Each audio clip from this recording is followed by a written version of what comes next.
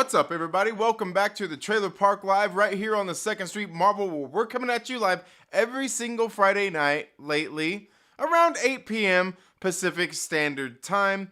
Now, if this is your first time here, what I typically do is I start off the show talking about some of the comic books that I picked up for the week, and then I get into the live chats and talk about some of the things that have, just kind of happened throughout the week. Now, before I really get into that, I'm going to tell you some of the things we're going to talk about today, and that is mostly some crowdfunded comics. We got some that just came in the mail. We've got some other crowdfunded projects that have just launched on Kickstarter. We've got some that have closed, and plenty more things in between. Now, in case you guys missed it earlier this week on Wednesday, I actually finally did my first live stream, just kind of introducing this live stream that I'm going to start doing. Probably, I want to start doing it on Mondays. But it was something that was actually born here on the Trailer Park Live one day when we were talking about music, and how, sorry. And the music is my live stream, because in case you guys missed it the other week, I was sitting here flapping my gums, and I went on a little rant. About people and how, they talk about how music is their life, and they just listen to music. They don't really, like play music or involved in music in any other way. And I don't know. I just think it's kind of funny. But regardless of all that, we're going to talk about some crowdfunded comic books tonight. I'm going to show off some of the books that I have here that just came in the mail. And we'll talk a little bit more about some of that stuff. It's probably going to be a fairly short stream as compared to usual. Of course, every time I say that, it ends up being a stream that we end up going on for like 2.5, 3, 4 hours. I mean, every time I say there's going to be a short stream, it ends up being a long stream. So who knows? Buckle up. And, maybe we'll go a lot longer than I think. Probably than I want to, just because, it's Friday night. Had a long day. I did take a little nap earlier, because I woke up this morning, went out on my morning ride, and as I was out riding, I was out on my morning ride. I was just gonna go for a nice little morning ride. It was gonna be a short one, right? And I was out riding. I was like, you know what? I'm feeling kind of good. I was gonna cut it short. It's only gonna be about 24 miles, and I was like, yeah, you know what? I went ahead and I took a right. I took a ride on Lake Elizabeth Road and decided, you know what, we're going just a little bit farther. And I ended up getting about an extra 5 miles, extra little bit of climbing in there as well. And, and I don't know, it probably took me, maybe about a half hour longer than I had planned. But so, I woke up and I did that one for this nice ride. I think it was about, I want to say it was about 29. It was almost 30 miles. It was almost 30 miles. It was about an hour and 40 some minutes. Let's see what we got here. We've got an hour and 45 minutes, 29.21 miles, burned 1,322 calories to start my morning off. You could take a look right there. I'm not lying, folks. See, just right there, it tells you how many I did. Let's see. We got an average speed of 16.6 miles an hour, average moving speed of 16.6 even. Let's see. We got a max speed of 45 miles an hour.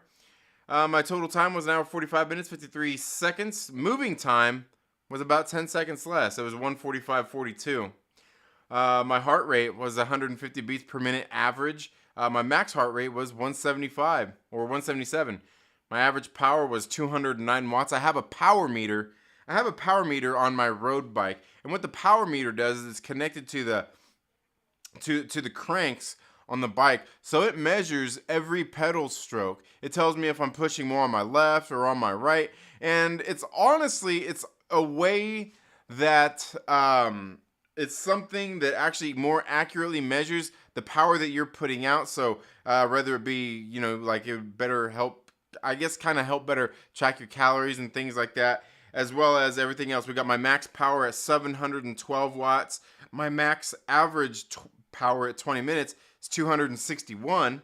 You can see my left and right balance is at 52:46. My normalized power is 253. My intensity factor was 0.864. Training test score was 131.1. My functional my FTP setting, functional threshold, functional to something, was 272. My work was 1,200 26 kilojoules. You can see all that information right there. Check it out.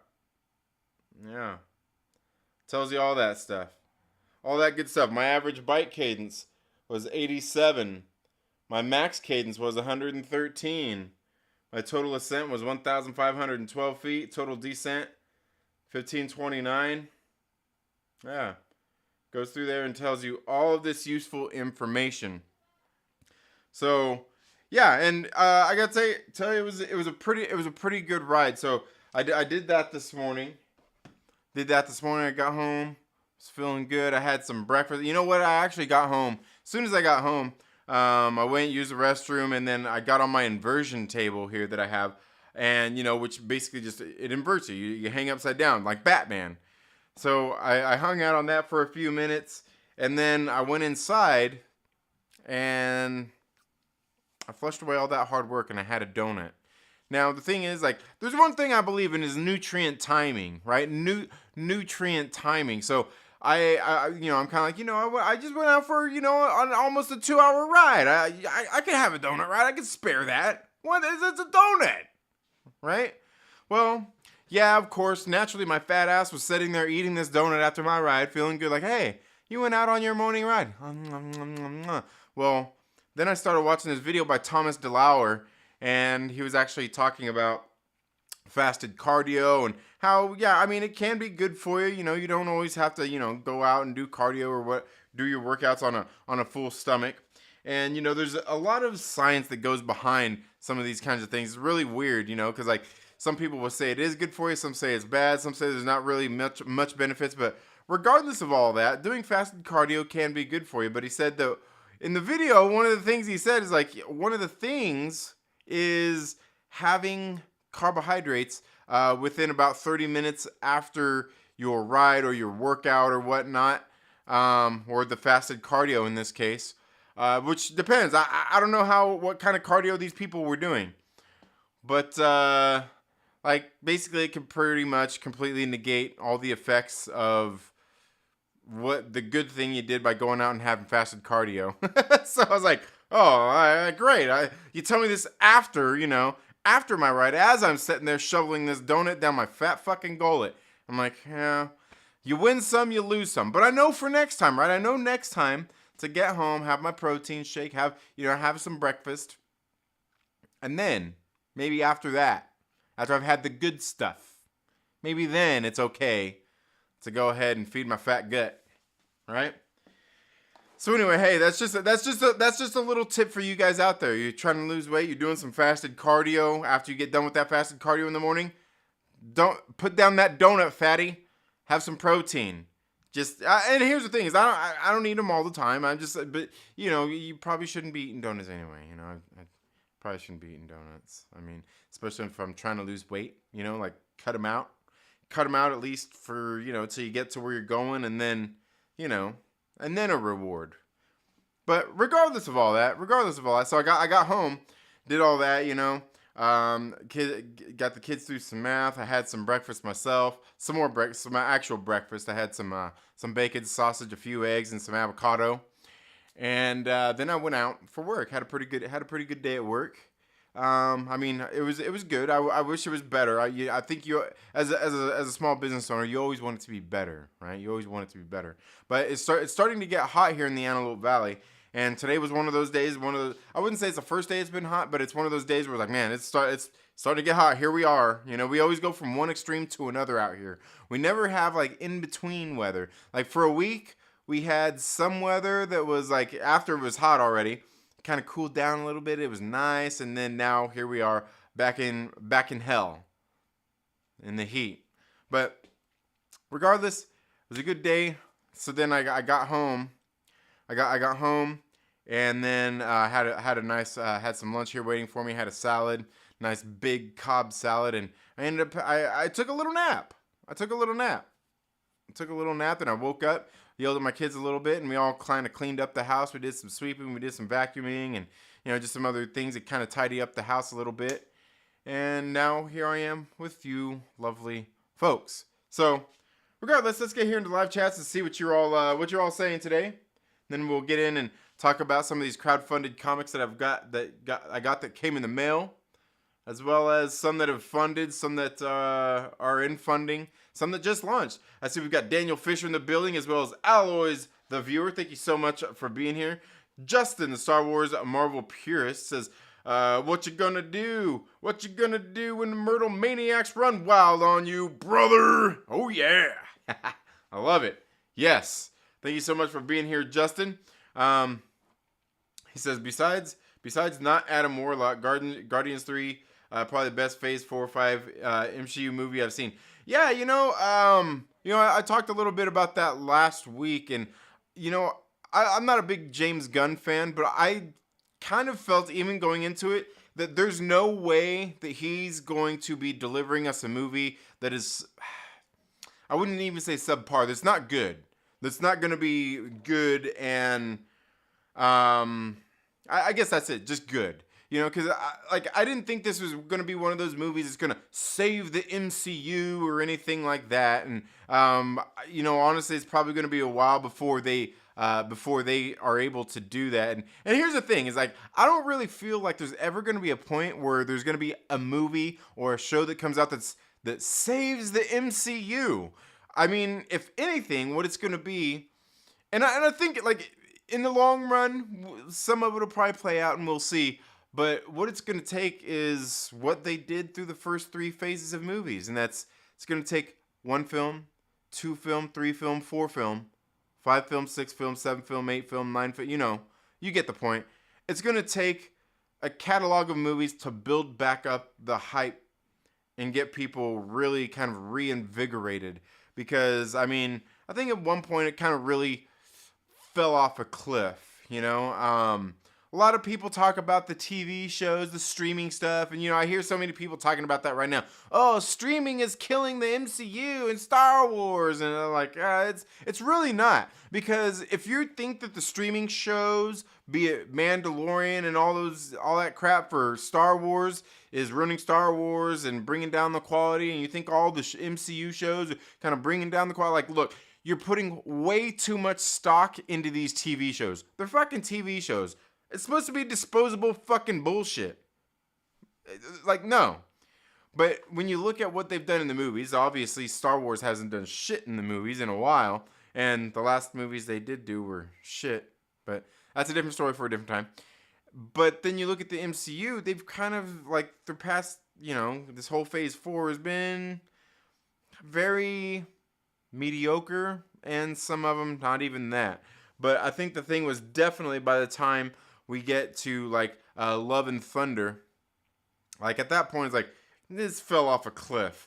And by the time you see Wakanda Forever, yeah, Wakanda Forever was really the whole stick a fork in it. It's done. It's done. I know some people feel that way about Quantumania. People are oh, Quantumania really ruined that. No. Wakanda Forever was the Black Adam to The Rock, okay?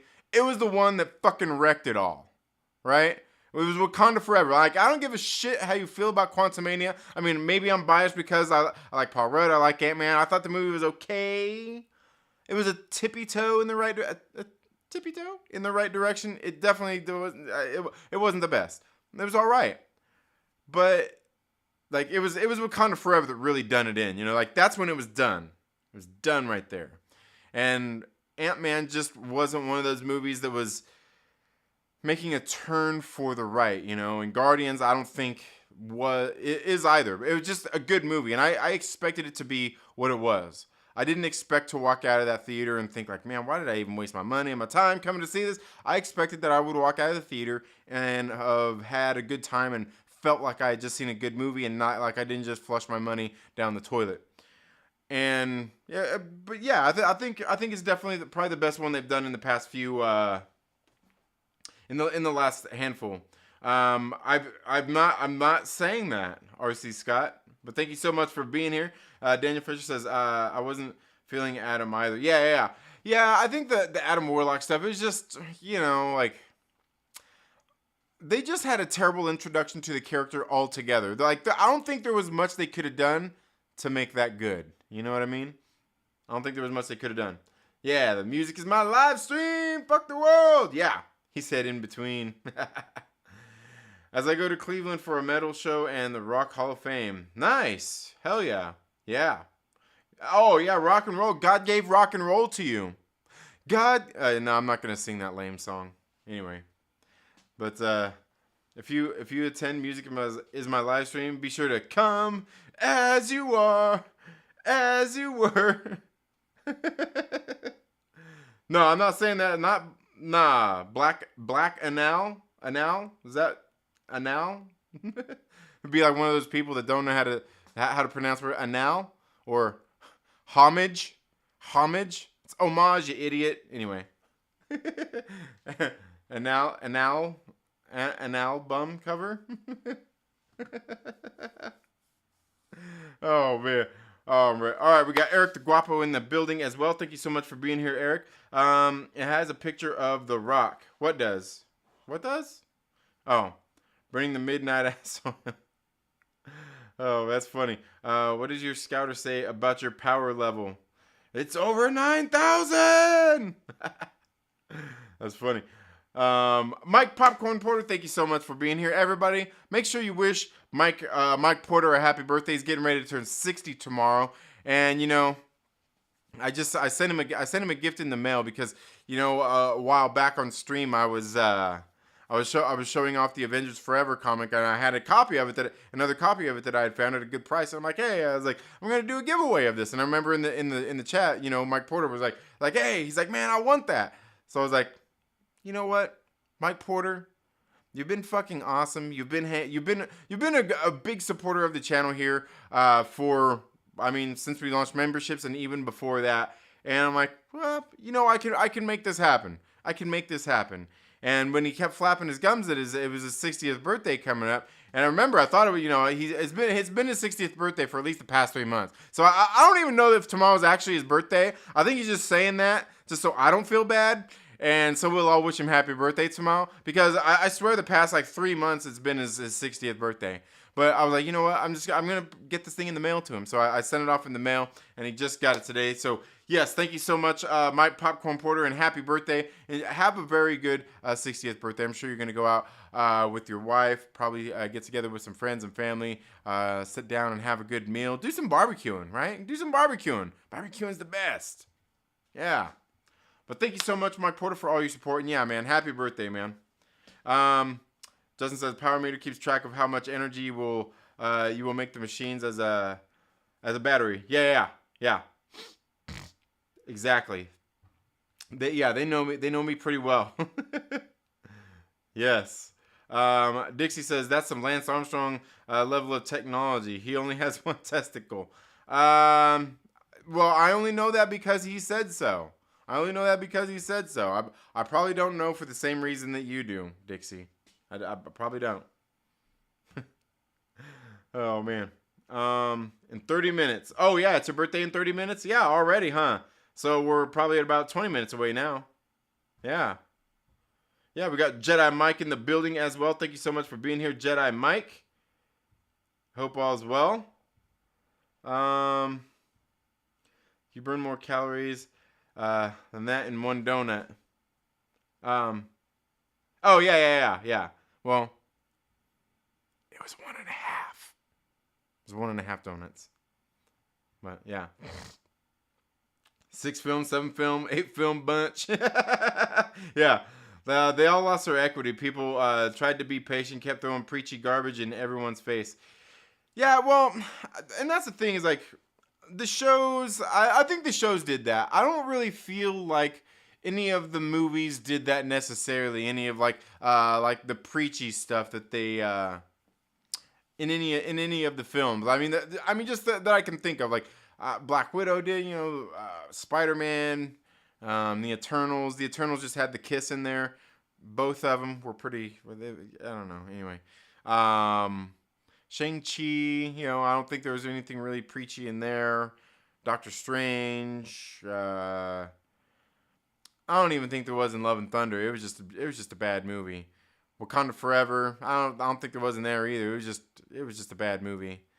And I know, you know what? Here's the thing. You know, and I know everybody likes to bring up the thing from Ant-Man. I should probably do a video. I should have probably done a video on that a while back. But everybody was talking about, oh, you know, like the Ant-Man thing, like, oh, yeah. It's funny because I've said it a couple times here on stream too about, you know, like, oh, there's a lot we can learn from, you know, or what does he say? Hank Pym says, you know, I know socialism is a charged word, but I think there's a lot we could learn from the ants. And I feel like so many people took that shit out of, not even necessarily out of context, but didn't look at it for what it is. Like, to me, when I in the context of the movie and watching everything, like, all he was really saying is, like, if you just look at what the fuck the ants do, they all work together towards a common fucking goal.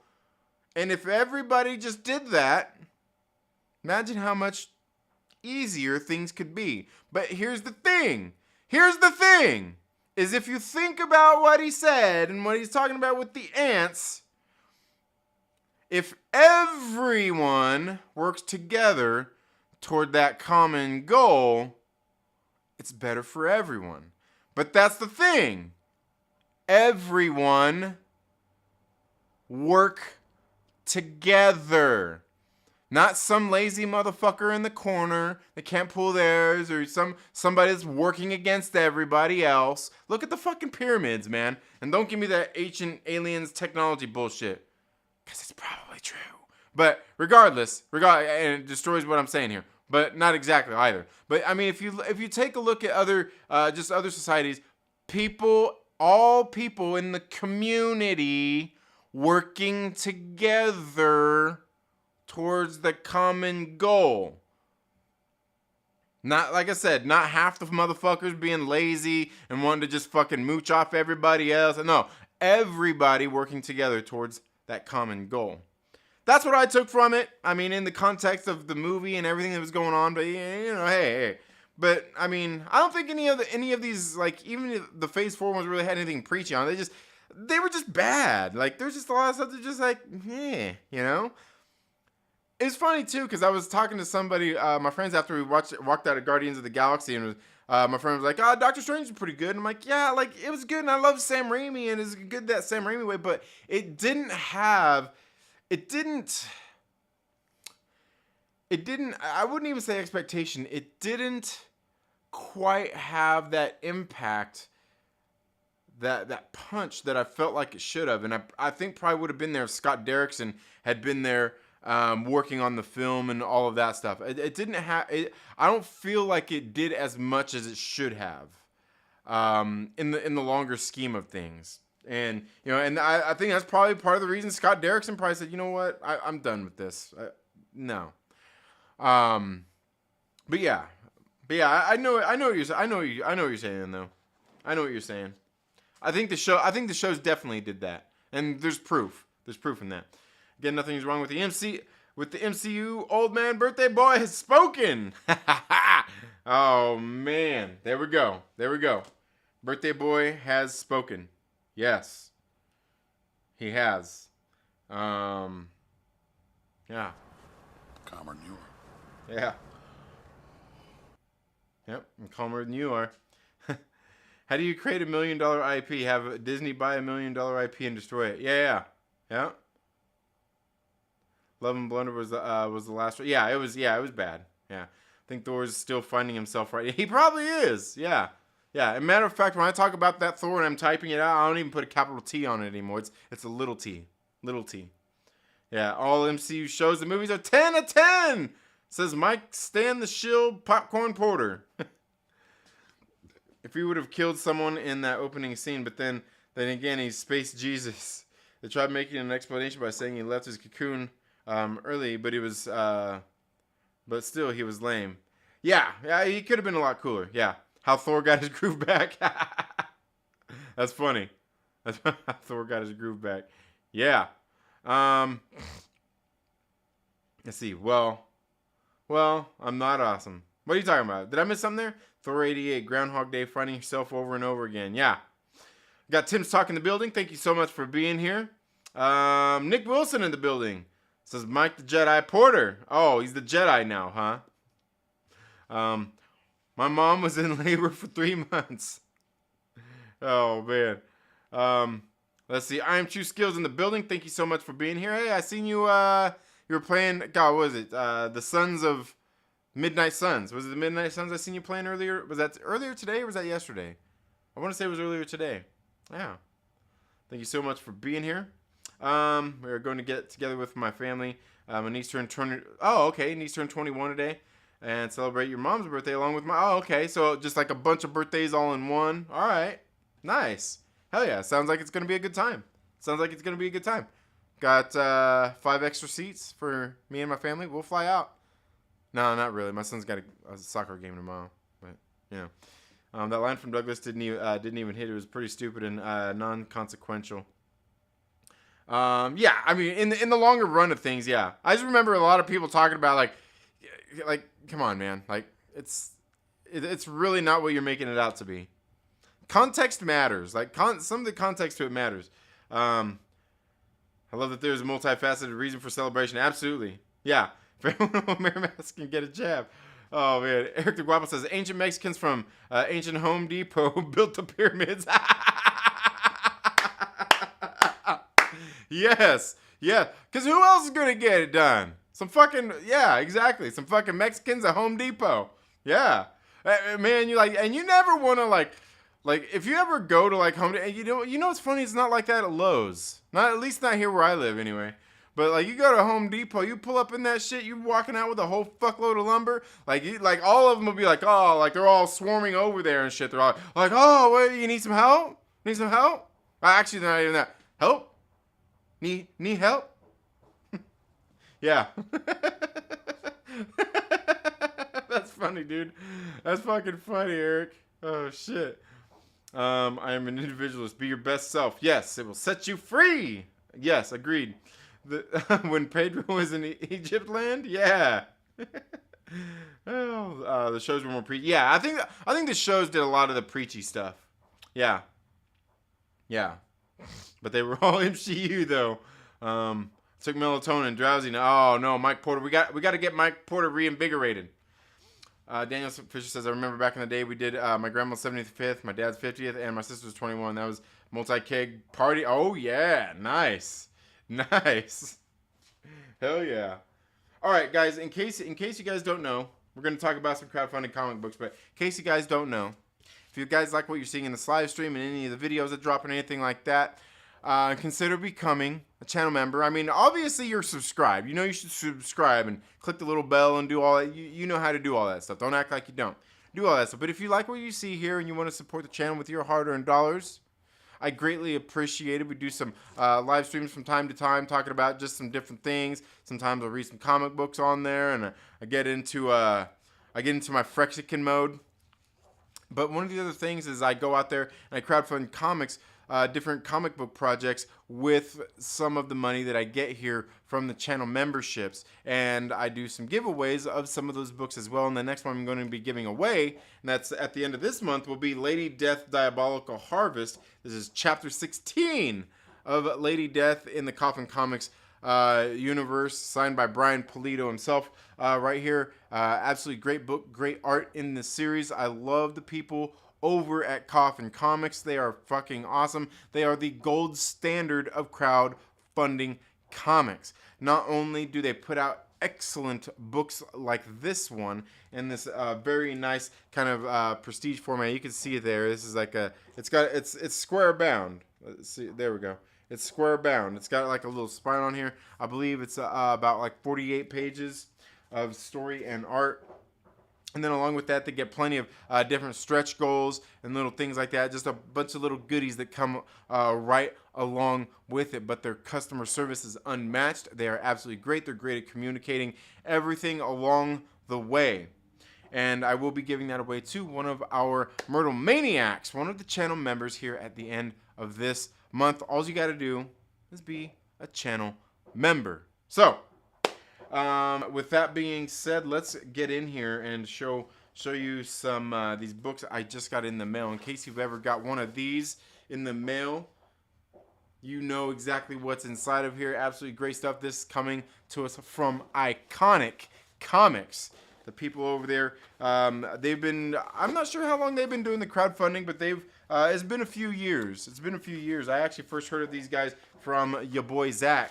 where he did an unboxing one time, and he was talking about some of their projects. And I think it may have been the Kamen America 1 unboxing that he did, because I went and backed Kamen America Volume 2 and pretty much been backing them since then, because they have some absolutely great projects that they do, great quality books. They started doing hardcovers, and the stories are really good and definitely worth it. And the prices that they got them at on their crowdfunds are absolutely great. So the first thing that we've got here is this right here. They've got these goodies right here. These all go together in this little thing here. I'll show you right here. I can't remember, these acrylic standees, if you will. And you get it in this thing. Oh, maybe I've got it upside down. You get it, these go in here, and you go here.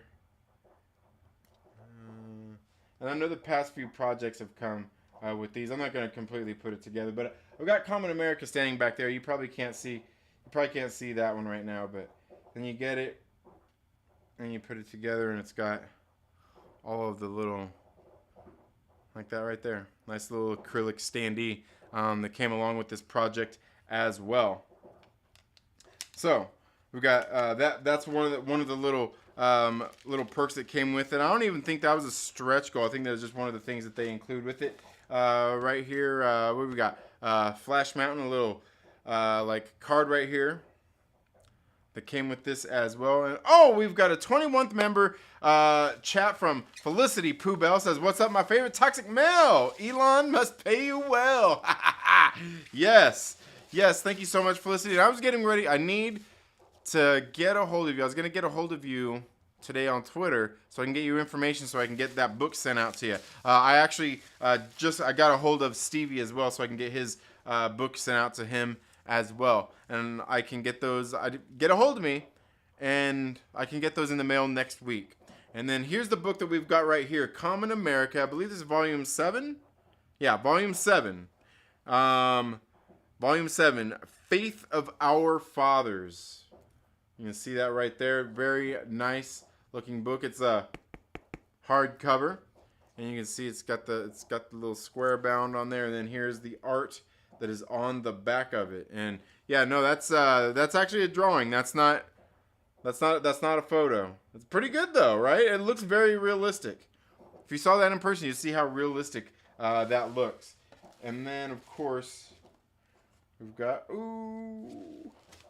right here a little character card as well. This is for Marmot Maiden and Henshi. So yeah, and I think I've got a few of these cards, and I want to say I've got them all. You know what? I'm not sure if one came with the first campaign that they did for Kamen America Volume 1 or not. But that's all we've got in here. Like I said, I'm not sure if you guys have had a chance to read any of the Kamen America books. Very good stuff here. Very good quality books. And so one of the things I've been backing these is because these guys are very good at doing their crowdfunding thing here over the past few years. They've done a good job at improving their quality, their fulfillment, and things like that along the way. And they are very communicative with their customers as well throughout their campaigns. And with all of their campaigns does come a digital copy as well. And that's one of the other things that I'm going to get for our channel members here is I'm going to get a link for you guys for my Dropbox, where you guys can go and read a lot of these books that I've been crowdfunding that I've actually got the PDFs for, so you can go in there and read some of these books for yourself.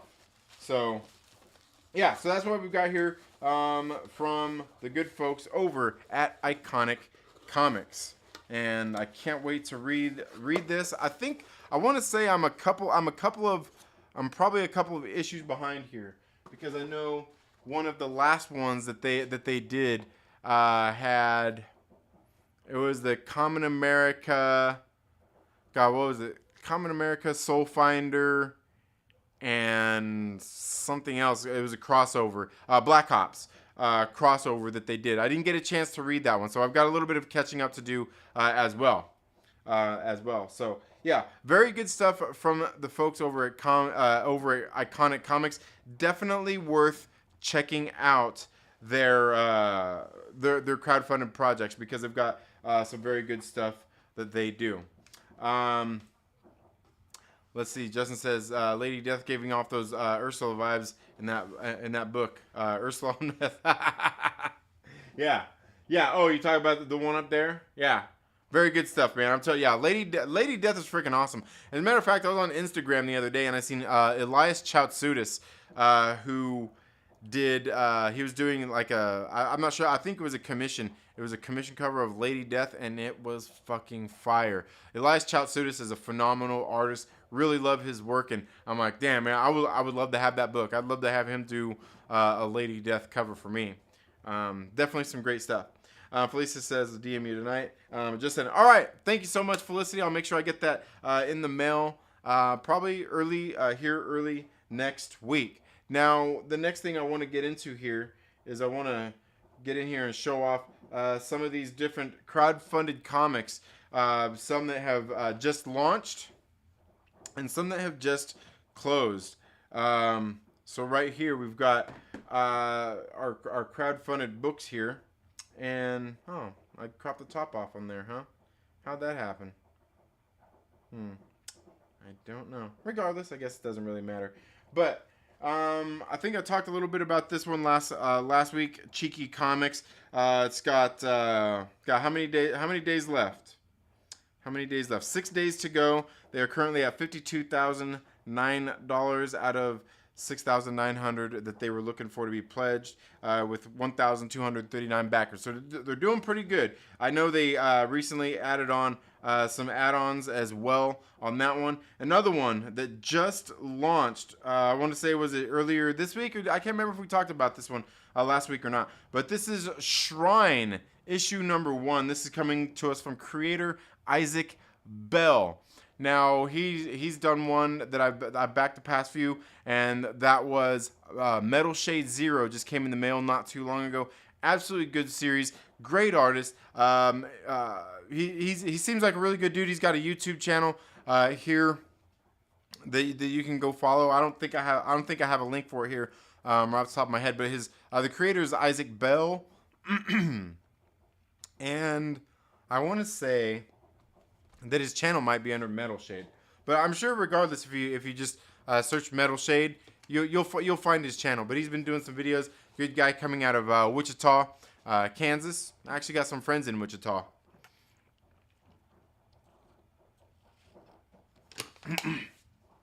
But him and his lovely wife Alexa Lowe work on these series together, and they've got this one that just launched last week. They've got 19 days to go.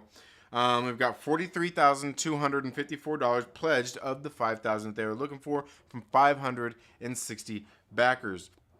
Very good stuff here. You can see they got some of the different campaigns here. We got Possessed Doll Seeks Vengeance, and this is I'm not sure if this is one of the covers or not, but very good art right here that you can see. 32 pages, full color, written and illustrated by series creators Isaac Bell and Alexa Lowe. Let's see, we've got some interior samples here as well. And I love it too. It says, we are two basement dwelling creators who are completely obsessed with making art and comics. This has been a lifelong passion for both of us, and the support we've found for our projects here on Kickstarter has allowed us to bring our dreams to life. And as you can see, they've got some very good art in these books, and the story's pretty good to go along with that art as well. And then you can see the line art here, and then you can see the colors here from Alexa Lowe. Just some very good stuff here. Now the thing is, when you get into this project and get down here to what some of the different covers that they have are, that's where you kind of get into some trouble. You know, we can go through here and see some of the great artwork here for the book, but then we get in here, we got some of the characters: Kiara, Shrine, Sage, the Cryptor, and Blink. But we get down here, and they've got several different covers to choose from, several different tiers that you can go back. I got some different stretch rewards that they're going to have. I've got unlocked a holographic die-cut shrine sticker. Let's see, a 15,000, a mini print of the Enigmatic Whisper. 20,000, you got a PC wallpaper of the main covers. Let's see, at 25,000, a mini print of Shrine and the good old Metal Shade team. At 30,000, we have unlocked the time release add-on shop. Okay, so they got some new items that will be added as add-ons every week. We've also got 35,000 a bookmark. At 500 backers, which is unlocked, I got a die-cut vinyl sticker of Chibi Shrine. This one is locked. I can't remember what we just said it was at. They may have not got this updated, but you got a fridge magnet of Cynical Psychor. And then, you know, some more here along the way. I know we weren't at quite a 50,000, but got some different things here as well. And again, you know, just cool little things, little stretch goals to help kind of incentivize people to back. Some very good stuff here. You got a picture of some of their past projects and work. They got some of the different things that you can get as add-ons, like the Battle Lines poster, which this poster is very, very nice. And I believe this is some of the covers as well. But then, let's see right here, some different covers that you can add on as well. And then here's the rewards. Reward 0 is just the digital book for $5. You can get 00, the deluxe edition, for $10. Then you got reward number 1, the wild card, is $15. You can get the A cover or the B cover shown here. And then we get into reward number 2. You can get the full articulation, which is going to be both the A and the B cover, along with the digital copy and a mini print as well. Then reward number 3, the Ethereal Era. You got this A and B, or I guess would that be the C and D covers right here. And those ones are by art by Isaac Bell and Alexa Lowe on those covers. And then you get into reward number 4. And I think this is the one I picked right here, which is the Battle Lines. And these are connecting covers. And that is featuring art by Alan Goldman, Thiago Gomez, and Wes Hartman on colors. And I'm pretty sure that's the one that I backed right there. Some pretty cool looking, sick looking covers. Got reward number 5, the Devil Dolls. As you can see there, you get both of those connecting variants right there. And then reward number 6, the Blood Feud, which, like I said, it was so hard to choose because there's a bunch of great covers right here, as you can see. Reward number 7 is the Entourage. Again, this one's $40. Another couple of connecting covers. Very, very good stuff. Reward number 8 is the Whisper Reigns. As you can see, very good, some very good stuff. Reward number 9, Cruel Intentions. And like these ones are pretty nice too. Like I said, there's just so many different covers to choose from that, I mean, it makes it hard. It makes it hard to decide which ones to get. The Reward Dolls NSFW for $60. You know, Reward 11, Lunar Shrine Hollow Foil for $150. Some nice covers, man. Hollow foil, yeah. Virgin Pinups Hollow Foil. So a bunch of different books that you can go back here as well. Again, make sure that you check that out. Some very good stuff there on for Shrine. Now, the other one that just launched, this launched on Wednesday. This is from Crowdfunded Comics. So this one is La Muerta Devious. And here they've got so many different rewards that you can get through, and it's pretty much funded already. Just got to wait for the days to go by. Let's see, what were we at? We've got $133,249 pledged of the $10,000 that they were looking for by 1,089 backers. It's got 27 days to go. And here through the campaign, you got all the different creators here, the management team, a bunch of very good people. Going through here, and then we get to show off some of the Joel Gomez art in here as well. But then once we get a little bit past here, they're gonna kind of explain a little bit how this works and show some of the different covers off. Okay, so get. Are you new to Muerta and Coffin Comics? Get a free digital sampler. Click here. Ooh. You can go check out they're going to give you a free digital sampler if you just go check out the campaign. And then here they're going to show off all of the different stretch goals. But there's a lot of them. A lot of them already been unlocked. But then let's get down in here. Let's get down in here and check out all the different covers. These right here are all the past ones that they did. We got Descent, Last Rites, Vengeance, Retribution, Ascension, Retaliation, Onslaught, Primeval, and Devious. So we're currently on chapter 9 that they are working on right now. So here for $6, you can get just the digital copy right here.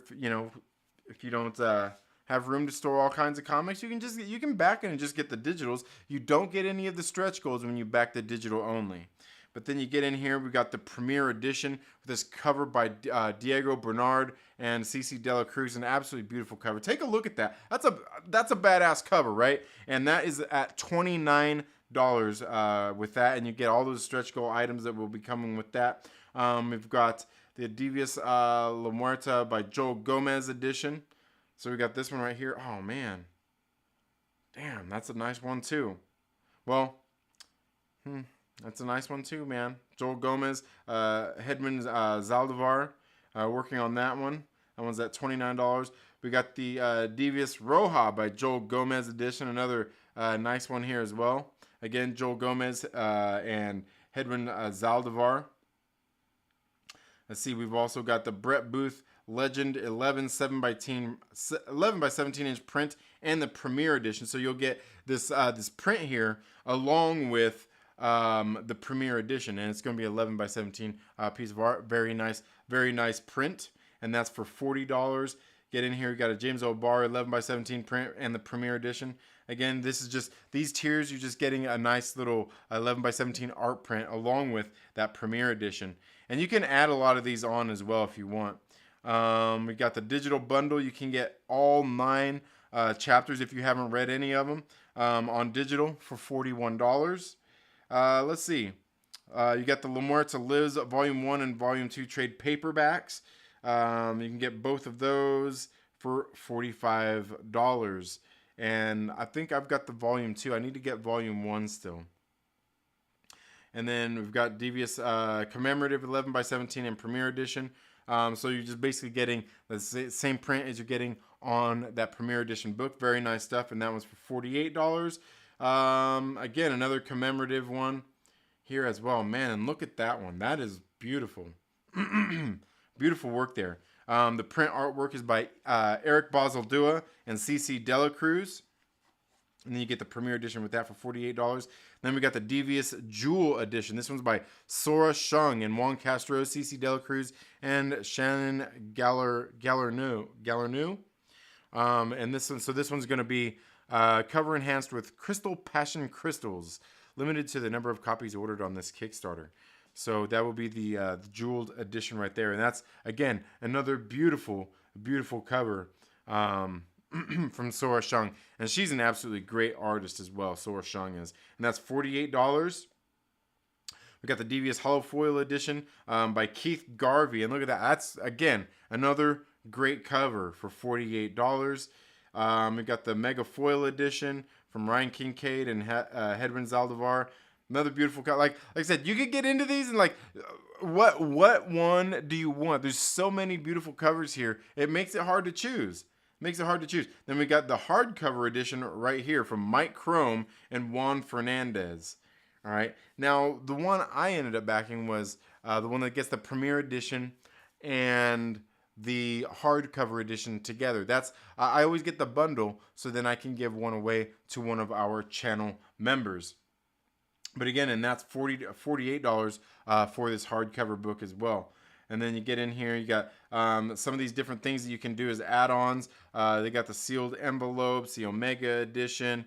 They got a bunch of these just different little things that they put in some of them envelopes. And some of these, like I said, you can do a lot of these as add-ons. Very good stuff. Got Joe Gomez homage editions. Just absolutely great stuff. So many different things to choose from. Got Cyber Future, Duality editions. Man, I'm telling you, like, if I had the money, I could literally spend all my money on this stuff, on all of these. Again, Sora Shun commission editions, beautiful stuff. Richard Ortiz pyramid editions, man, those are sick, man. I'm telling you. Grand total of 799 items. Yeah, wow. Then we got the metallic cards. These are like the little card sets that they send out. The metallic cards, $55 for the set. Metallic cards set B for probably $55 also. They got the patch set. This would be pretty cool. I'd like to get these patches too. They got all these different patches that you get on here as well. And I think the full set of these is $59. So, it comes with ironing instructions. So yeah, check that out. And then here's the one I usually get: the Devious Premiere and Hardcover Edition bundle right here. Comes with the both of these. So I'll be giving away that Premiere Edition. Well, sometime soon, soon enough, or not soon enough. But like I said, you go through here and check it out. They've got so many different covers to choose from. It's hard to choose. That's why I just make it simple. I go with that bundle edition so I can give a copy away and have a copy for myself to add on to the shelf.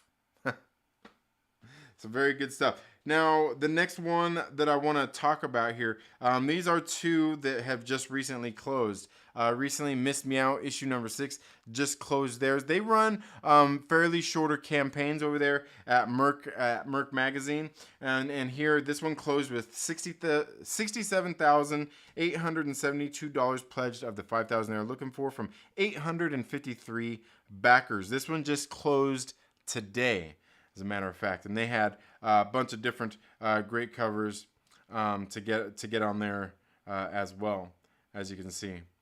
So, oh yeah, and see now they got even this, yeah, see, bunch of different cool stuff that's going to be coming with this one. This one we talked about a couple of weeks ago. Absolutely great stuff coming from the people over at Merc Publishing. I love all their books, and I really enjoy what they're doing. I think what they've been doing with their customer service and the quality of their books has slowly, I mean, I wouldn't say they're quite at the Coffin Comics level yet, but they're right there with them. They're really falling in line with the same type of quality and customer service that you deserve as a backer of these books and paying your hard-earned money for these books. And then the last one I want to talk about here, this one just closed a couple of days ago. This is Dead Blood, and I talked about this one a couple of weeks ago. This is from Christopher Alvarez, and he's working along with DB Andry here. This one ended up closing with $2,624 pledged of the $1,300 they were looking for. Honestly, and that's from 100 backers. And I'll be honest with you, this is one of those books that they've set a fairly low funding goal so they can make sure to hit it. But like honestly, when it comes to the crowdfunding books, I would say like that's calmer. Oh, okay. You calmer than I am. That's a fairly low bar for them to set, and they were just doing that so they could get this books out there and funded. And I'm sure after these Kickstarter editions, along with that, they will have prints that they're probably going to use when they go to different Comic Cons and things like that, and they have booths so they can get rid of those. But that's a really low funding goal, and I can guarantee you, and that's one of the things, one of the reasons I went back to is I like the creators of this book, but also with that low funding goal, they get it, but they're really actually losing money. Like a lot of, like that money that they got, the $2,300 something for that, like that's probably not even going to pay for their full production of this book.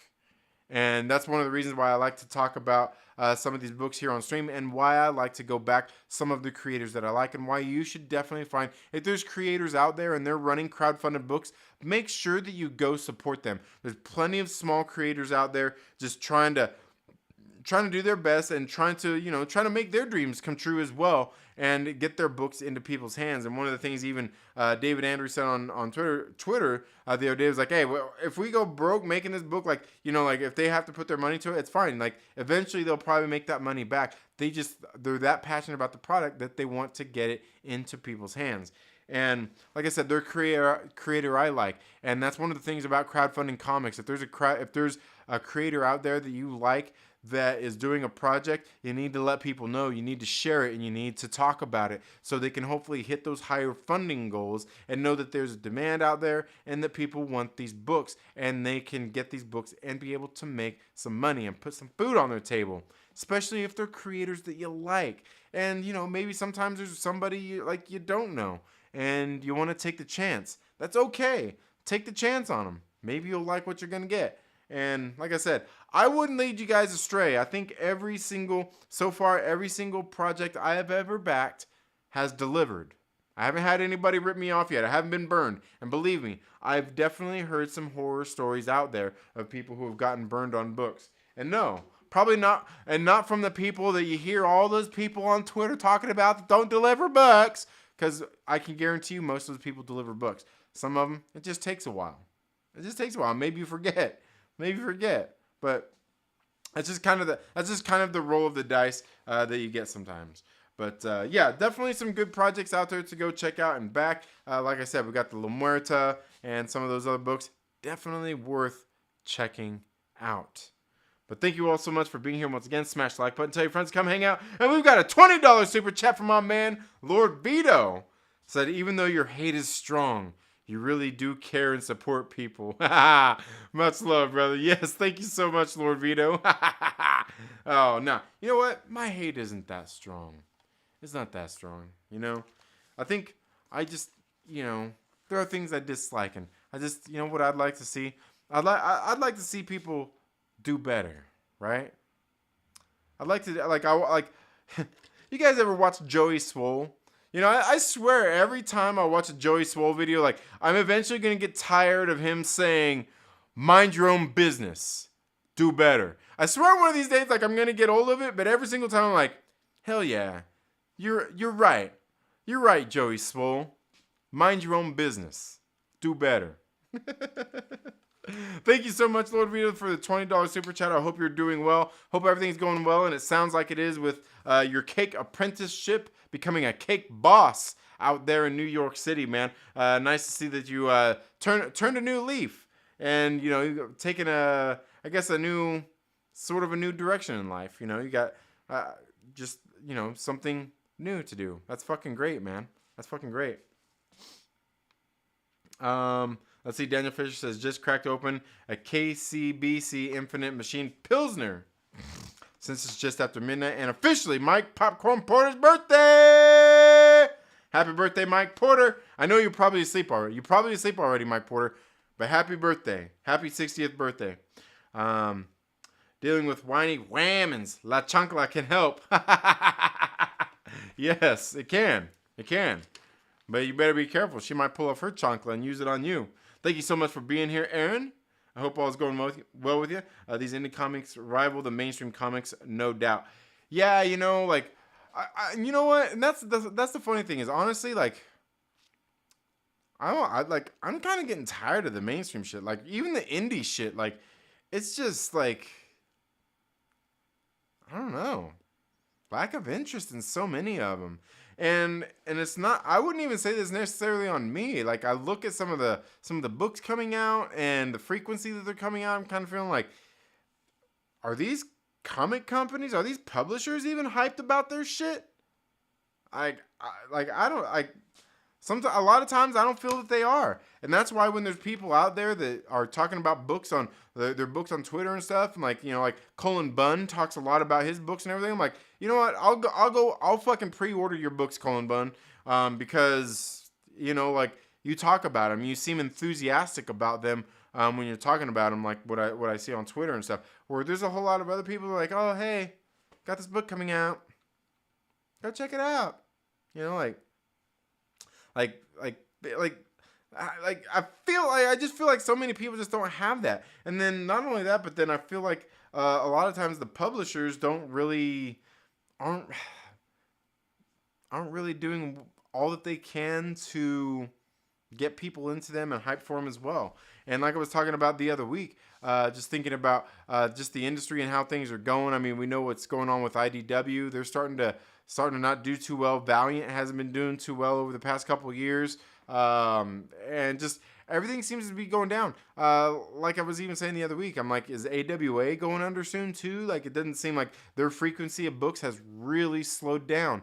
And I think the one that's really standing out to me, starting to stand out big time, is Boom Studios. They keep pumping out books. Yeah, they're putting out books.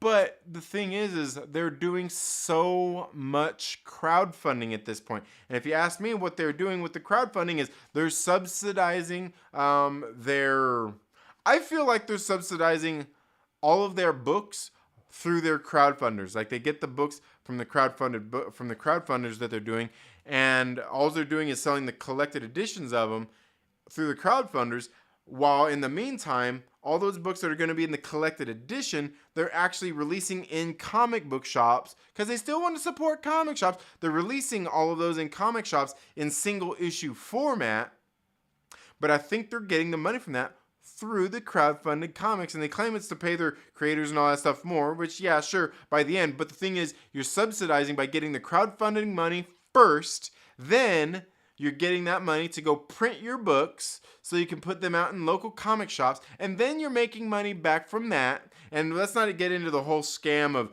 those incentive covers, the 1 in 10s, 1 in 25s, 1 in 50s, 1 in 100s, with the number ones especially, that they do a lot of. And they do a lot of returnable books, but the thing is, they do that, they get the prints out there, they get the books, and then they start making money. Like, I just feel like there's some really fishy shit going on there. I wouldn't even say necessarily fishy, like they're scamming anybody, but like, the thing is like, I feel like, I guess the fishy thing is that they're not doing that good.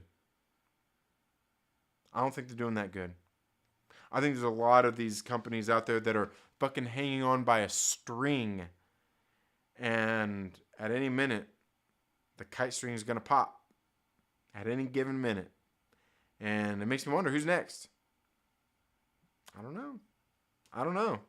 But you're right. Yeah, definitely the indie comics. And I think that's one of the things is, obviously Boom Studios is doing it with the crowdfunding. I'm starting to think that the crowdfunding is the way to go these days. It's going to be, I wouldn't say it's the future of comic books. It's kind of the present that we're living in right now. I would say it's definitely a model that is more sustainable for creators, as long as they're making their money back and are able to fund the books that they're selling. One of the ones that we've backed here on the channel, Trevor Fernandez Linkovich over at Pocket Watch Press, when he did Area 51, a series that is now completed, and the final book is being printed and should be in fulfillment soon. He went out there, as far as I know, it looks like it's been pretty successful. He's been going out and hitting cons, and he's working on another anthology series getting ready to come out. And it looks like, he's starting slow. He's one man, one man that had a dream, and he's doing it. And it looks like he's slowly building up some momentum and some success in what he's doing. And to be honest with you, and I don't mean this to sound bad, like he's a nobody, but like, he's basically a nobody. He's like basically a fucking nobody who said, fuck it, I want to create this comic book. And he's gone out there and been able to get and build himself a sustainable business just through crowdfunding comics. And that's the thing, is like, the other day, I know I was on Josh over at the Den of Nerds. He's been working on a comic book that he's going to do a crowdfunder for soon. He's going to do a Kickstarter here for soon enough, and it looks like it's going to be a good comic. I can't wait to read it and check it out when all this starts. But he was even talking about possibly, depending on the success of it, possibly maybe looking for a publisher to get it out there, kind of in the ether, out there in the mainstream. And like, maybe I should message him and shouldn't just be like, bro, like, that's probably the worst fucking idea that you could do, is getting into a deal or getting like your distribution from one of these publishers. I mean, in the end, it's probably just better for you to do it all yourself and just keep self-publishing, doing through Kickstarters, because like I said, the way things look like they're going through like a lot of the mainstream stuff, through like the diamond previews and all that shit, it doesn't seem to be very economically viable for a lot of these companies. And just the way things have looking, I'm flipping through Previews magazine and everything, I think there's a lot of publishers out there hurting. I think there's a lot of publishers out there hurting to get their books out there and to make money and be able to even pay their creative teams.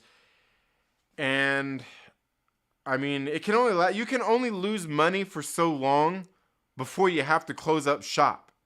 You know, before you have to, do all the things out there that some of these publishers are doing. Like, there's only so much you can do. And I think one of the things is, especially with some of the different publishers out there, is you've got to find people who want your books. And that means, what does that mean? That means you've got to make a comic book that's appealing to a broad audience, not a very specific fucking like if you're going to make your little book, and look, I'm fine with all the representation and all the bullshit that you want to put in your... I'm okay with it. You can see the comic books that I pull from my local comic book shop and I read. I don't give a shit if it's got, gay stuff in there, queer stuff. I don't give a shit about that. As long as the book is good, that's fine. But I'm one guy. Not every reader out there. A lot of these books that I read, they're like not for everybody. They're not trying to make these books to appeal to a wide audience. They're making it for a very, I wouldn't even say specific audience, but they're making it for a very, how would you say, a very small audience, almost a very specific audience. Not even specific, but a very minuscule amount of people. And that's a mistake. Like, sure, if you have the money and you can do that and you can spend the money frivolously and make, these, like be like Joe Glass and make your queer comics and you can make a living off of it, which he's obviously not. If you can do that and make all your money and do what you need to, fine. But I think the majority of publishers and comic books out there, or people who are doing this thing, it's not economically viable. You need to make books that appeal to a wider audience so you can make money. And I know making money is like fucking evil to some of these people, but it's something you got to do if you want to continue to do what you're doing. If you want to keep the dream alive, what do you got to do? You got to make money. To make money, you got to make a book that has a more bigger appeal to a wider audience. Making all the gay, queer comics and all that stuff, like I said, believe me, we can go through my comic book. We'll see. You can see plenty of that kind of stuff. But you're looking at a very small market. And that's a shame in some cases, because some of these books are really good. But when you go out there and you add, and the thing is, like, at least they're being truthful in advertising. And a lot of the books that I read that are like that, they're not books that are beating you over the head with a message or anything. Nothing like that. But you're marketing it and you're making it for a small amount of people. When if you just back up a little bit, just reel it in just a little bit, you can appeal to a larger market. And to me, that's just... I don't know. I mean, to me, that just makes sense. And to me, it just seems seems pretty simple and, like to me, but apparently it's not to a lot of people, and well, I guess I don't really know what else to say about that. If you want to make the dream come true, you got to make sure that your dream is something that you can sell to a lot of people. Right? But I don't know. I could be wrong. Yeah. Devil has chancla for real. That's funny. That's funny. Let's see. Yeah, just about to pass out, actually. All right. Yeah, I thought I'd stop in and show some love. Thank you. Thank you so much, Lord Veedo. I greatly appreciate that. Working hard at work and the gym. Earn the rest, man. Yeah. The darkness is a funny thing. It can consume so much, but yet flees just from one spark of a flame. Yes, absolutely. Absolutely. Hell yeah. All it takes is a little flame. Yeah. Absolutely. Let's see. They're making it for Twitter likes. Yeah, absolutely. Absolutely. Yeah, and there you go. Narrow audience. I feel like there's a better word out there, like I said, I guess niche, a very niche market. I don't know. Like I feel like there's a better word out there that but yeah, it's a very narrow audience, and like you can't do, like, you can do that if you have the money. If you have the money and you're able to do that and sustain it, fine. You know, if you're a publisher and you've got 10 books that are going out there that are all doing great, and you can say, okay, we can take a chance and make, one series that's going to appeal to less, like a more narrow audience. I still feel even doing that, you've got to do it in a way that's going to get the people who are reading your other 10 books on board, right? You got to get the people who are reading your other books on board with that. And of course, not all of them are going to be, but you definitely have to do what you can to bring them in, to bring that audience in for it.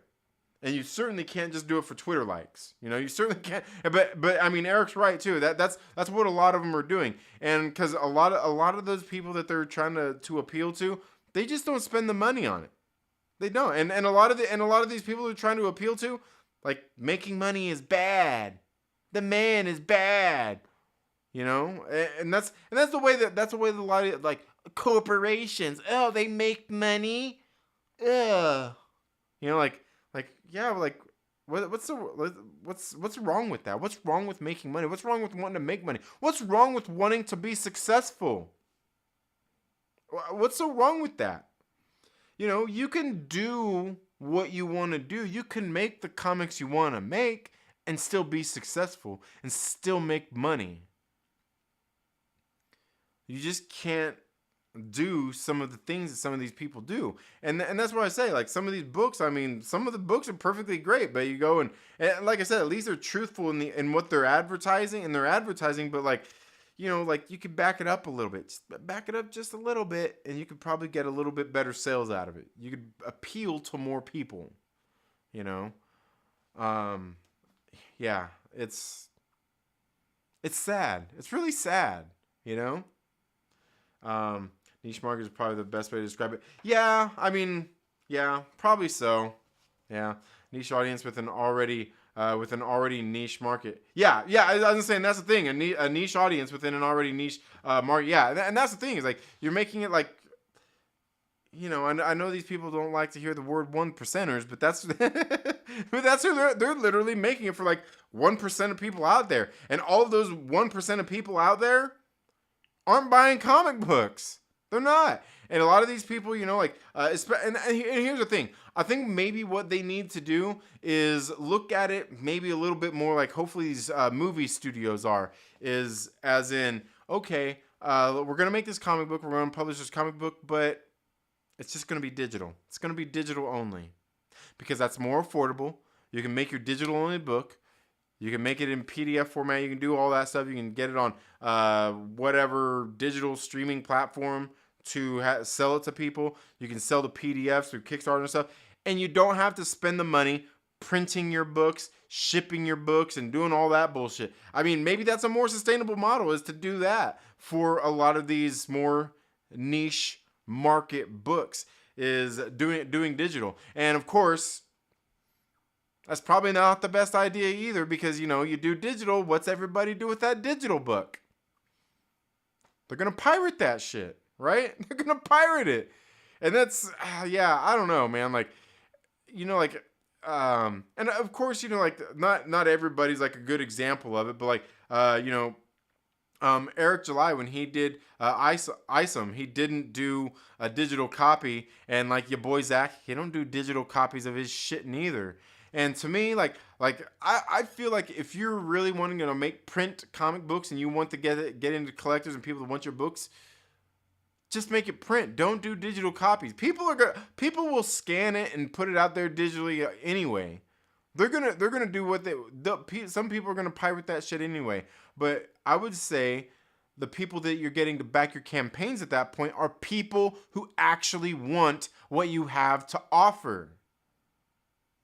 Those people want it. They want that print book. And most people who are actually comic fans, who really do like the comic books, want that physical copy, want that print copy.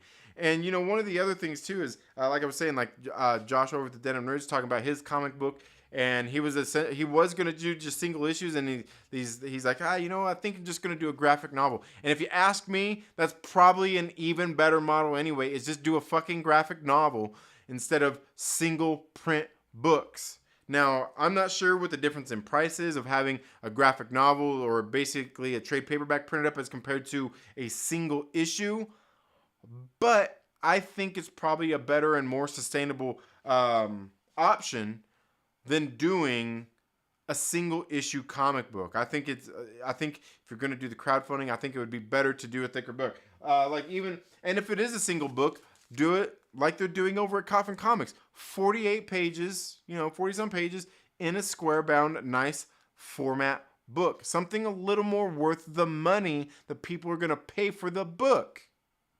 Like the books over at Iconic Comics. I want to say that theirs are about the same. 40-some-odd pages, between 40 and 60 pages. And, they're doing them hardcover because they've got a good printer. They've whatever they've got done for their business model. They know what they're doing. $10 for a book that thick, hardcover, $10. You can't beat that price. But the thing is like getting something in there because like I see a lot of books, and believe me, I back plenty of books just like that, like all the books from Merc Publishing. They're single issue books, fucking $10, $15, $20 an issue. Like that's fucking outrageous prices. I'm still paying them because I love the books, and even the covers and shit like that. But like that's outrageous prices.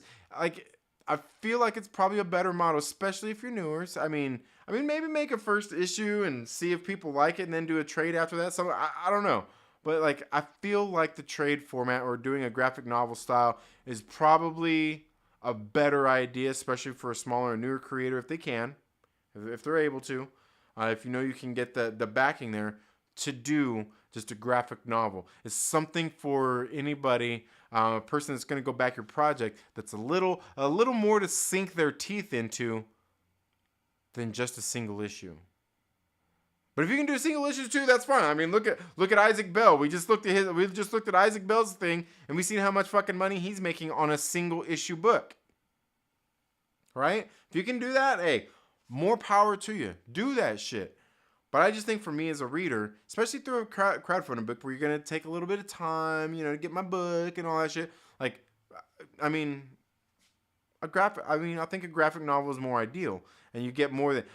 And although, with the single issues, you do also get the whole thing of, like, that waiting for that next book. And I'll tell you, like, in the mainstream, going to your local comic book shop, like, if you've got a great book... If you've got a great book that people are fucking dying to read every month, that's the model you want to go with. If you can put it out every month, do it. Do it that way. But again, that means you're going to have to get a publishing deal and all of that stuff. But, because like I was talking about Lovesick, my favorite fucking comic book to hit shelves in a couple years. Like, every month I was dying to read that book. I'm like, dude, I can't fucking wait to read this book. That's what you need. That's what you need from a monthly book, is something that people just cannot live without, that they need it. That's what you need. And again, I'm sure different people probably feel differently about that, but there's plenty of people out there, like Chris at Chaos and Comics. He, a lot of times he'll go buy the number one and then he'll trade wait. He's patient enough. He can wait for the trade. And if you can find that, that works too. But in that case, you're probably wasting your time putting out a single issue. Maybe. Not in all cases. Like I said, Lovesick is probably one of the exceptions. I think it's fucking great. And I was foaming at the mouth waiting for it every month. But then I know Scout Comics has done this with a few of their books too, where they put out a single issue. They put out a single issue, the first issue, to see how people like, see how it sells, what people are saying about it, and then they put out a trade paperback of it several months later. They're like, okay, well, based off of this, we'll put out this trade paperback, see if it's worth it or not. You know, I mean, there's got to be a way to get a feel for the people that are going to support your projects. And I'm not saying it'll be easy. And I'm just a consumer here. I'm just a reader. I can't tell you because I don't know how it works. But I just know from the standpoint in which I'm at, in which I see other creators doing their books and things like that. I mean, take your pick. I think graphic novels are a little bit better. I think they're a little bit better. But yeah, that's just if you ask me. Star Wars MCU-OG. How are you doing today? I hope all is going well with you. Eric the Guapo says, I love holding the books. Yeah, me too. I gotta have that physical copy, man. It just feels so good. Yeah. Newer creators probably should consider newsprint or digest-sized manga style. Yeah, absolutely. You know what? And to see if they can actually hang as a creator. Yeah, absolutely. You know what? And I'll tell you, Eric, I'm not sure if you've ever backed any of the Splato comics, you know, the your boy Zach's books, but I've backed his Iron Sights books. I backed Iron Sights 2, and I think when I did that, I got Iron Sights 1 along with it. And that's how his are. I mean, they're thicker. I think they're about 120 pages, 110, 120 pages. It's a pretty thick book, but it's like, it's on newsprint. It's in black and white. But to me, the books are great. The books are fucking, like, to me, that, and I know Jawbreakers, I think he does a little bit different. I think it's on, I think it's all colored and everything. But like the Iron Sights one, I'm like, dude, this book is fucking great. I don't care that it's in black and white. I love that. I love the feel of it, the newsprint style, and the pages that he uses is thicker. It's a thicker stock, but it's still like that newsprint. It's in black and white. The book was good, and I'm like, hey, I don't feel bad about paying. I think it was like $25, $30 for that like graphic novel, and it was great. And it's one of those ones like I plan like, oh, I'll just read through a little bit of it, you know, and then I'll read the rest later. And I read the whole fucking book in one setting, just like Isom. I did the same thing. I was like, I'll just read the first few pages. I'll just get a little into it, and then I'll finish it later. And then, you know, fucking an hour later, I'm done with it. I'm like, fuck. I just couldn't help myself. I had to read it all in one setting. You know, but that's good. That's what a good book will do for you. It'll make you want to read the whole damn thing in one setting. And yeah, certainly Isom done that for me. But even like you're saying, like they done with Here Comes Calico. Let me make sure this card don't fall out. With Here Comes Calico, you know, he's got this manga style book, you know, It's kind of thick. It's not as thick as some of the mangas I've seen out there, but you know, you get in here, it's on the print, you know, it got the art, you know, perfectly fine. Nothing wrong with that at all. And honestly, when Sigma Comics, when they did the Here Comes Calico comic series, they actually did it all on newsprint in color. They did it all in color in newsprint, and I think it looked just fine. It was a perfectly good book. I enjoyed the book. But yeah, I mean, find a model that works. But yeah, certainly doing it like this in this more manga style, I mean, you're probably right. It's probably better if you're just starting out. You ain't got to get a colorist. You know, all you got to have is an artist. Yeah, absolutely. Yeah, that's a good idea. And the thing is, like, I know, like, everybody's got their thing that they want to do, right? You got what you want to do, but what you want to do is make money. So, you know, and fuel that passion. So do what you can. Like I said, with some of these other publishers, some of these other books and what they're doing, though, I really feel like there's so many books out there that are being, like a lot of these publishers are doing, like, you could probably just do this digital and save yourself a lot of money, because I think a lot of these people are hurting from it. And like I said, we've seen IDW really kind of start to not do so good. You know, like I was saying earlier, obviously Valiant, some of these other companies. Like I said, I still swear, AWA and Boom Studios, they've got to be not doing so good. I feel like Dark Horse is actually doing okay. I feel like Dark Horse is actually doing okay. But these other ones, like, just seeing how they're going and conducting business at this point, some of their stuff is probably better left, like, like maybe we need to cut some corners here and like not print all of these books. Like I said, like with the studios, maybe you need to look at some of those rom-coms and some of those things and be like, we got some talent here. We got a pretty good movie, but it's probably better if we just put this straight to streaming, And you could probably even put it on streaming and make it a pay for one. Like, oh, you're going to pay, instead of like charging like a full movie price for, $15, $20, $25 for the streaming movie to buy it. And don't just put it on fucking Netflix or anything like that. But you charge money for it so you make money. Sell it. $5, maybe $10. Put it direct to streaming. That's better than putting it in a theater, going through your whole marketing campaign and doing all that bullshit, and not making as much money as you could. You know what I mean? Like the box office is a tricky thing. I mean, and look again. I'm just a consumer. I'm just a watcher. I'm a reader. I don't know better. But one thing that I do know is you don't want to put all your eggs in one basket, right? And in this case, I wouldn't necessarily say they are, but at some point, if you keep putting your eggs in a basket that they're not staying in that goddamn basket, it's got a hole in the bottom of it, you need to find another basket. Maybe think of different ways to pivot what you're doing. We don't even need to bring up blockbusters. Fucking Redbox still around? We don't need things you got to do to stay relevant or to make money in order to continue doing what you're doing. Find something that is financially viable for your company.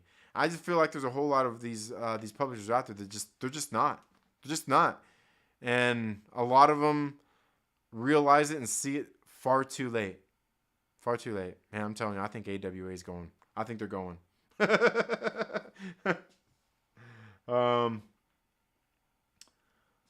Let's see. Just chilling and have a drink before crashing. All right. Eric the Guapo says that's how I feel about Vanish right now. Okay. Like you just can't wait every month. It's that good, huh? I haven't read it, but I've heard other people talk about it that have really enjoyed it. And who's doing that one? Is that is that with, man, what's his name? I'm all of a sudden forgetting, but yeah. I'm pretty sure. I know Vanish though. Yeah. All right. Perry Gaming, thank you so much for being here, Perry. I hope all is well. He says, love black and white books. Great for coloring. Yeah. Hey, why not? Color yourself. Yeah. Come up with your own colors. Do it. Get some colored pencils and go in there. Eric the Guapo says, I backed the campaign where your boy Zach did, made the book $1. Yeah, I did too. And I went in there because that was the Iron Sights one. No, not Iron Sights, but that was the Jawbreakers one, right? Yeah, I backed that one at $1, and I think I got the first two also. I think I went ahead and bought for the first two. I'm like why wouldn't I? You give me the book for $1? Yeah, I'm gonna buy more than one. You know what I mean? Like I would feel like an asshole not. You know what I mean? And I know that he knows most of the people that are gonna go back his project feel the same way. And to me, like, I'm like, dude, that's actually a pretty smart thing. He's got these other books that he's got. Why not do this one at $1? And you're going to get people like me or other people out there who are like, dude, $1? I'm being a fool. And I'll get some other books added onto that as well. Yeah, I backed it too. Yeah. Thick. Yeah. Felicity says, do what you're good at and what you can get paid for. Then you can do what you want to do, and if you're lucky, you'll make money at that. Exactly. Yeah. And I feel like there's somebody who had there's a quote out there that I'm missing that's pretty much exactly what you're saying. But that's like what's his name? Was it Garth Ennis? Was it Garth Ennis? Yeah, I think it's Garth Ennis, right? Who, man, I think it was him. Who did because he did the boys and shit, but he don't even like superheroes. But he knows that's what makes money. That's what people are into. Make the superhero books. Make all the superhero books you want, maybe not even that he wants, but make the superhero books because that's what people are gonna buy. And then he can do all the other little fucking crazy, gory, fucking war style, horror style books that he wants to do because he's got money coming in over here. So you can do what you want over here. Absolutely. Well, it's just like Chris Evans. Chris Evans like oh, I want to pursue my career and be a director. Not just make all these movies in the MCU. But yeah, you know what? All those other movies that you're going to make don't pay the fucking bills. You need to get that big paycheck from the MCU so then you can fund your movie. You have money to do this or that. And then you can come back and get another big paycheck and then go do your little thing and then come back over here and get a paycheck. Like that just makes sense. But again, like some of these people just like that fucking idiot that was debating Eric July the other day. Like some people like just think like, oh, you gotta struggle. You gotta struggle. You can't make money. Like what? Who dropped you on your head when you was a child? Oh man. Comics are going to take a hit soon because we're about to hit a hard recession. Yeah, absolutely. Yeah, and that all the little things like that will be the first things to take a hit. Daniel Fisher says, Felicity, do the safe movie and then do the indie flick, and then sometimes you do the movies like Reindeer Games. Yeah, exactly. Yeah. Jay and Silent Bob. Yep. And it is going to be hard to break in when that happens. Yeah, absolutely. Agreed. And that's why I say do digital. Do digital. You could charge with the digital books. You could charge people $5. People, I mean, still kind of quite a bit. You probably wouldn't want to do single issue. Maybe do bigger books, at least 32-page, 48-page. $5 books, digital only. People will buy it up. If there's a book I really wanted to read, I'll read the book on digital if that's all I can get it on. It don't have to be on print. But, if that's what's working for you for now, do it on digital. Then if it's does well enough on digital, you got the money, you can do it on, you can make a print book, do the print book later, Absolutely. Yeah, Reindeer Games is underrated. Yeah, you know what? I'm not sure I've actually seen Reindeer Games. And if I did, it was only once. Donny Cates. Okay, it's Donny Cates. I think it's his best work. All right, but I think right now it's his only work, isn't it? I think it's his only work. But wasn't somebody else starting to write that too? I don't know, because I know Donny Cates is really. I think Donny Cates has had a rough run in his life right now. I think he really hit. I think he really hit a rut. Did he not? Because I know he's not. I don't think he's doing anything for Marvel anymore. I think that's the only thing he's doing now, isn't it? I think it is. I read a series by Garth Ennis. I'm pretty sure about a bunch of cops. It was good. I was only familiar with his Punisher work, etc. Yeah, you know what? Probably so. The thing I know is he does a bunch of those books crossed. And I've heard his crossed books are fucking out there. I heard they're just they're pretty bad. Not bad bad, but bad pretty gory, gruesome, fucking you would think the dude's insane. Kind of books. But yeah, I could see that. I could see that about him too. And I'll tell you, I know one of the things he likes is war books, war stories and shit, because he did The Lion and the Eagle on Aftershock.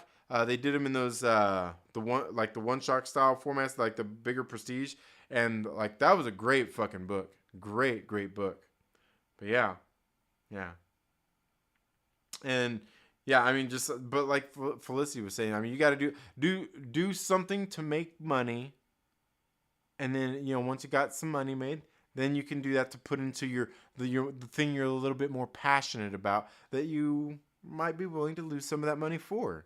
And, if it's, to me, I feel if it's something that you're that passionate about, that you think that is that good, that you're just that fucking passionate about, I feel like if you've got that kind of passion behind it, I feel like people would feel that and want to read it. You know what I mean? Because for me, I was saying, That book Lovesick. Man, like I read that book, I'm like, man, I really enjoyed that book. But then you get online and you see Luana Vecchio, she's talking about it and stuff like that. Like I can see there's a real fucking passion there for what she was doing with that book. And I mean, to me, it's clear on the pages. It's clear in the story. It's clear, like it's like just all the way around. I can see it. I can feel that passion. I feel passionate about it, you know. And yeah, I mean, I think when there's that real passion, I think people can really feel that. And I think that's one of the things, like with like you know, like we were talking about Jay and Silent Bob, is Kevin Smith. I think that was one of his big things back in the day. I really think that he was really passionate about the shit he was doing. Not saying he's not now and hasn't been for a while with some of his movies, but I think that was the thing, is back then he was really passionate about it, really had something to say. And then pretty much like after Clerks 2, you know, it's kind of, you know, like, because I feel like, yeah, I mean, I've talked about the Clerks 2 thing, like that. To me, I think is probably his best movie, and I think it's even better than the first Clerks. And I mean, I think the first Clerks is still better. It's kind of like Iron Man, you know, like obviously the first Iron Man is the best one, but Iron Man 3 is just like my fucking favorite. But Clerks 2 is like, to me, it's in that same vein of the first Clerks movie. It has everything in the first Clerks movie, but he's a better filmmaker, a better storyteller, and a better, just like everything. And he had a bigger budget and was able to make just a fucking great movie. But you know, that's a different story. Yeah. I'm not sure. I don't follow Cates, and I typically don't like his work. But Vanish is great. The story is kind of like a magical Punisher. Yeah. Okay. Yeah. Yeah. Sounds great. Yeah. With a hint of Highlander. All right. Yeah. And yeah, I was gonna say, I think Donny Cates, I think he just like had just drama in his personal life. I think he got divorced, and there was a whole bunch of other shit along with that. And yeah, I think he really started to crack, and that's what like because I don't think he's doing anything with Marvel anymore. And at one point, like he was doing, what was he doing? He was doing Venom, and I know he was doing a few books for Marvel, and yeah, he really hit a wall, there. Kind of a shame, because like I'm not really a big Cates fan either. I know everybody else loves him, but yeah. Kevin Smith changed after his health issues. Yeah, he did. Yeah, that's when he started crying. Batman book, Kevin Smith with Thibault was horrible too. I'm not sure which book that was, but I'll take your word for it. But anyway, guys, it's about 10 o'clock. I'm probably going to bring the stream here to an end. I want to thank you guys all so much for being here. In case you guys missed it earlier, I unboxed Kamen America Volume 7. Very good book from Iconic Comics. You should go back some Iconic Comics books, whether it's through Indiegogo or Kickstarter. Absolutely great stuff. Good value. Good quality books that you're getting for your money. We also went over some of the other crowdfunding comics that are currently in funding, in various stages of funding, and a couple that are in various stages of fulfillment. So make sure that you go and check those out. And again, if you do like what you're seeing here on the channel, please, consider becoming a channel member. I will be giving away this copy of Lady Death, Chapter 16, Diabolical Harvest, here at the end of this month. All you got to do is be a channel member. Thank you guys so much for being here today. Thank you guys once again so much for the support. Mike Porter, I know you're asleep already, but everybody go to Twitter tomorrow or right now and wish Mike Popcorn Porter a happy 60th birthday. You all have a very good weekend. Have a great rest of your night. Be safe. Go do something good for your health tomorrow morning, or just tomorrow, or sometime this weekend. But just do it every day. Do it every day.